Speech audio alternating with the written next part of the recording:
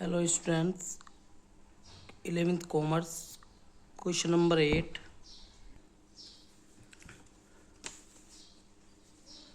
Develop on accounting from the following transaction. तो first entry है हमारी, Mohan commences business with cash 50,000। Mohan ने business शुरू कर दिया अपना कैश लगाकर और उसने 50,000 रुपये की कैश लगाई। तो सबसे पहले पर्टिकुलर एसेट्स और इधर लाइब्रेरीज प्लस कैपिटल। तो फर्स्ट एंट्री लिखते हैं हम अपनी,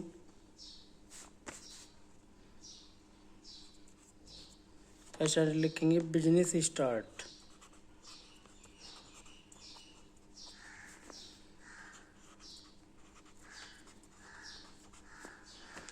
बिजनेस स्टार्ट किया मोहन ने 50,000 रुपये लगाकर। तो एसेट्स में क्या इफेक्ट पड़ेगा इसका? एसेट्स में कैश और इधर कैपिटल।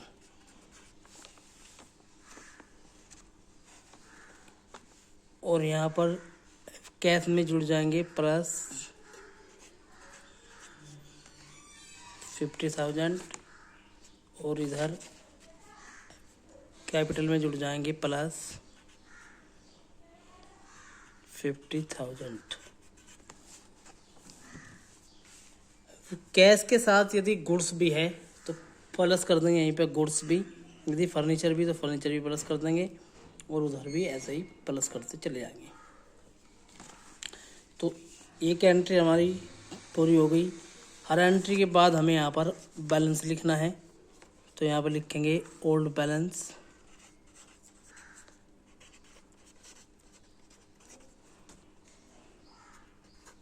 ओल्ड बैलेंस है 50,000 की कैपिटल और 50,000 की है हमारे पास, सॉरी 50,000 की कैश और 50,000 की है कैपिटल। इसके बाद परचेज गुड्स फॉर कैश 30,000, यानी कि उधार माल खरीद लिया इन्होंने, 30,000 रुपये का उधार माल खरीद लिया। तो जब उधार माल खरीदा जाएगा तो क्या बढ़ेगा? गुड्स बढ़ेगा हमारे पास या स्टॉक बढ़ेगा, जो भी खरीद कर लाएंगे। और यदि उधार खरीद रहे हम तो हमारे लेनदार यानी कि क्रेडिटर्स जो हमारे से पैसा लेने वाले हैं उधार के साथ साथ में भी बढ़ जाएंगे। लेकिन यदि हमने उधार न खरीद कर नकद खरीदा है तो क्रेडिटर्स की जगह हमारे पास जो कैश है वो घट जाएगी। लेकिन एंट्री है परचेज गुड्स फॉर कैश, तो नगद खरीदा गया माल। तो माल नगद खरीदने पर यहाँ पर लिखेंगे सेकेंड एंट्री और यहाँ पर लिखेंगे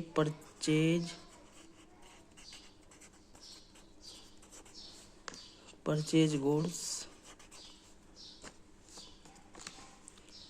और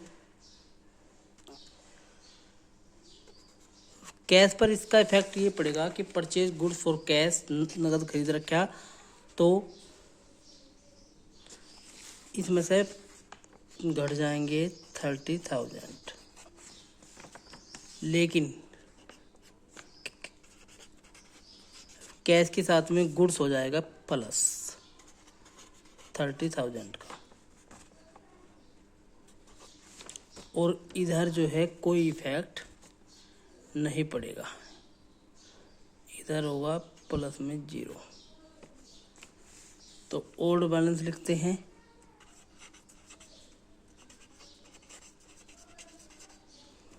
$50,000 में से घटाएंगे 30,000 तो यहाँ पर हो जाएंगे 20,000 और प्लस 30,000 और इधर हमारे 50,000 है ही पहले से।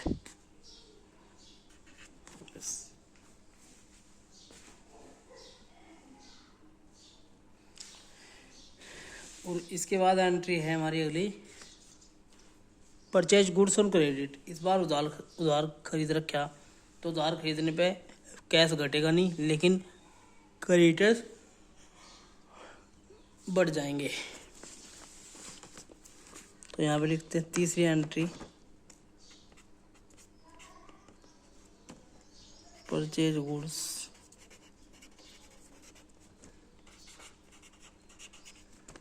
ऑन क्रेडिट, या CR लिख देंगे या क्रेडिट लिख देंगे। तो उधार खरीदने पर कैश पर कोई इफेक्ट नहीं पड़े, गुड्स बढ़ जाएगा हमारे पास 20,000 का, जितने का माल उधार खरीद रखा है। ये देखो, परचेज गुड्स ऑन क्रेडिट 20,000।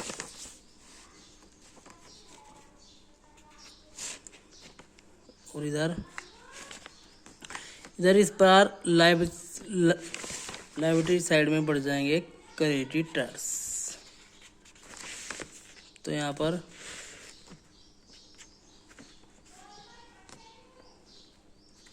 20,000 के क्रेडिटर्स बढ़ेंगे और प्लस कैपिटल पर इसका कोई इफेक्ट नहीं पड़ेगा। तो यहाँ पे प्लस होगी 0 और यहाँ पर लिखेंगे अपना ओल्ड बैलेंस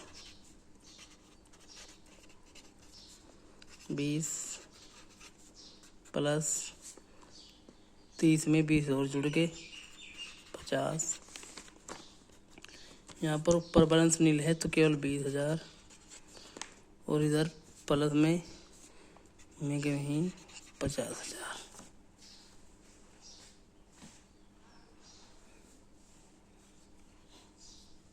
इसके बाद नंबर 4 है सोल्ड गुड्स कॉस्टिंग 10,000 फॉर 12,000। माल की लागत है 10,000 की, माल बेच दिया इन्होंने 12,000 का। तो माल बेचने पर कैश आएगा हमारे पास, यहाँ पे लिखेंगे सोल्ड गुड्स।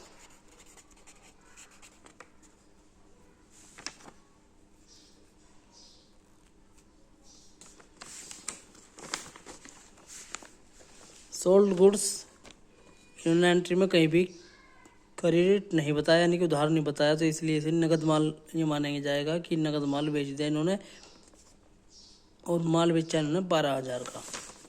तो कैश में ऐड कर देंगे प्लस 12,000 और माइनस करेंगे गुड्स में से, क्योंकि गुड्स जो हमने बेच दिया उसकी जो कॉस्ट है वो है 10,000 की। तो यानी कि 10,000 का माल हमारे पास से घट जाएगा। और इधरली साइड क्या इफेक्ट पड़ेगा इसका, इधरली साइड जो है क्रेडिटर्स पर कोई इफेक्ट नहीं पड़ेगा, लेकिन कैपिटल पर इफेक्ट पड़ेगा 2,000 का, क्योंकि 10,000 का माल 12,000 में बेच दिया तो 2,000 का लाभ हुआ। और जितना जो भी लाभ होता है वह कैपिटल में ऐड हो जाता है। तो कैपिटल में 2,000 का प्रॉफिट ऐड कर दिया जाएगा। तो ओल्ड बैलेंस बच गया 20,000 में 12,000 32,000 ये हो गई, प्लस 50 में से 10,000 कट के 40,000 ये हो गई। और इधर क्रेडिटर्स में गई है 20,000 की और प्लस कैपिटल थी हमारी 50,000 की, लेकिन इसमें 2,000 ऐड हो गई तो ये हो गई 52,000 की। ये न्यू इक्वेशन।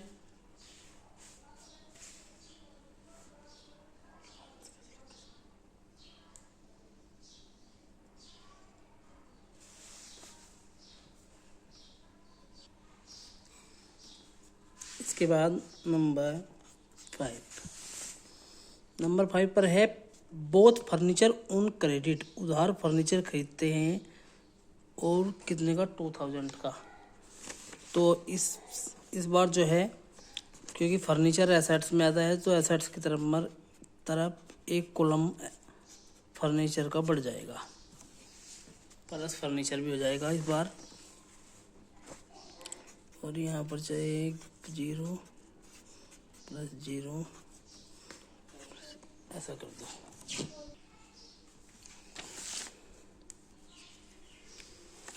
तो बोथ फर्नीचर और क्रेडिट है 2,000 का। तो इधर जो इस पे यहाँ पर लिखा जाएगा बोथ फर्नीचर।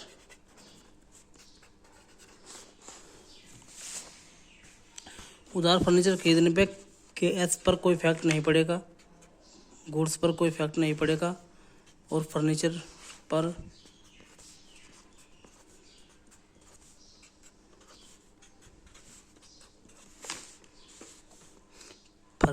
ऐड हो जाएगा 2000 का और इधर 2000 के बढ़ जाएंगे हमारे लेनदार यानी कि क्रेडिटर्स और कैपिटल पर कोई फर्क नहीं पड़ेगा। और यहाँ पर लिखेंगे बैलेंस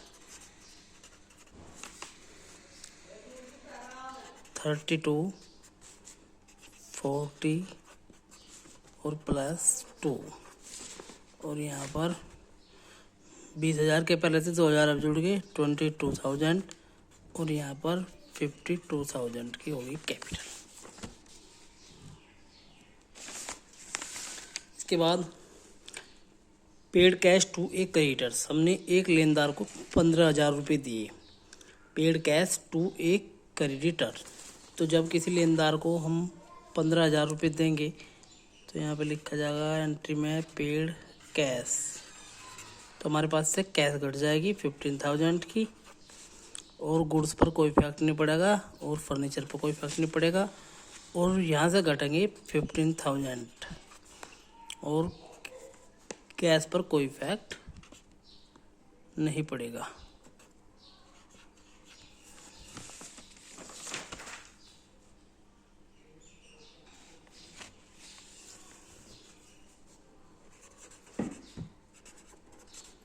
बैलेंस लिखते हैं 32 में से घटा देंगे 17,000 प्लस 40,000 प्लस 2,000 और यहाँ पर 7,000 रह गए और यहाँ पर 52,000।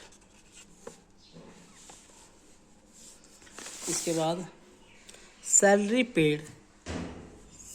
पेड जो है एक एक्सपेंसेस है, खर्चा है और मैंने बताया था कि जो भी खर्चा पेड किया जाएगा उससे हमारी कैश और कैपिटल दोनों लेस हो जाएंगी। तो सैलरी पेड है 1,000 की, तो यहाँ पे लिखेंगे सैलरी पेड।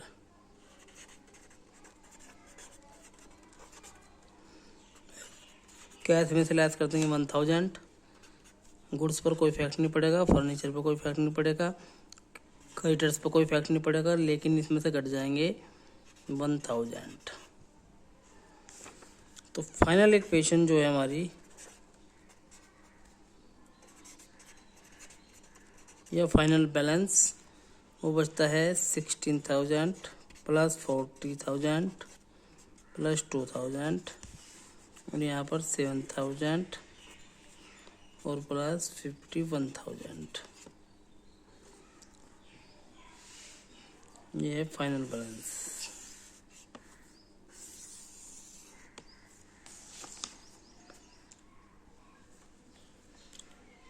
ये आंसर 16,000 प्लस 14,000 प्लस 2,000।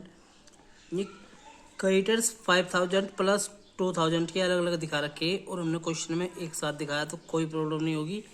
कैपिटल है 51,000 की।